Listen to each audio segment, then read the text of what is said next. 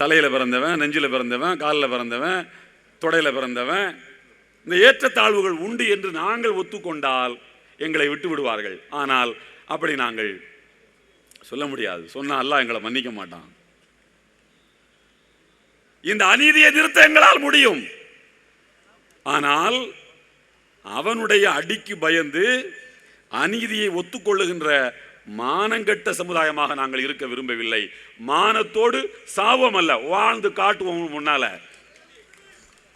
மானத்தோடு வாழ்வோம். நீ யார் என்று உலகத்துக்கே காட்டுவோம். ஒன்றை சொல்கிறேன் உங்களுக்கு தோழர்களே, ஒரு காலம் வரும். நான் கற்பனையாக சொல்லவில்லை, சில வரலாறுகளை படித்துவிட்டு சொல்கிறேன். ஒரு 10 நாடுகளில் நான் படித்து பார்த்த 10 நாடுகளில் இது போன்ற அரசியல் சரிவுகள், ஏற்றத்தாழ்வுகளை படித்துவிட்டு சொல்கிறேன்.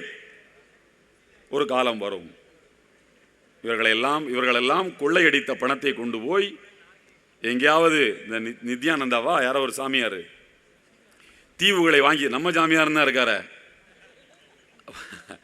அவர் பாவம் நம்ம கூட சேர்ந்தா எப்படி ஒரு உருப்படுவார், இப்படி தான் இருப்பார். அவர் வேற இடத்துல சேர்ந்துருந்தா வேற மாதிரி போயிருப்பார். நித்யானந்த மாதிரி ஏதாவது தீவுகளை வாங்கிக்கிட்டு அங்கே போய் இவன் தஞ்சம் போவான். அப்போது இந்தியாவை காப்பாற்ற நாம் தான் வருவோம். ஏனென்றால் இது நம்முடைய நாடு. நம்முடைய முன்னோர்கள் ரத்தம் சிந்தி, உதிரத்தை சிந்தி சுதந்திரம் வாங்கி கொடுத்த நாடு.